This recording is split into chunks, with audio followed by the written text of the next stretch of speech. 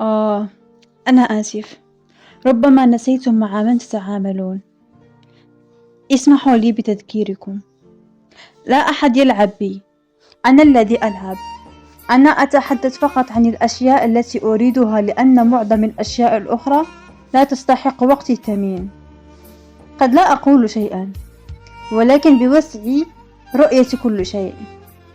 منحني الله لسانا واحدا وعينين اثنين، لذلك اخترت استخدام عيني أكثر من لساني. أراقب ما يحدث حولي، أبقى صامتا لأني أعرف متى أتصرف. أنتظر الوقت المناسب. إذا كنت تحاول أن تخدعني، نصيحتي ألا تضيع وقتك.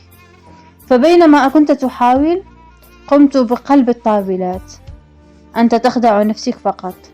أنت الآن تنظر إلى بطاقاتك وتفكر أي واحد منها تريد أن تختار لتفوز، ولكنك نسيت أنك أنت.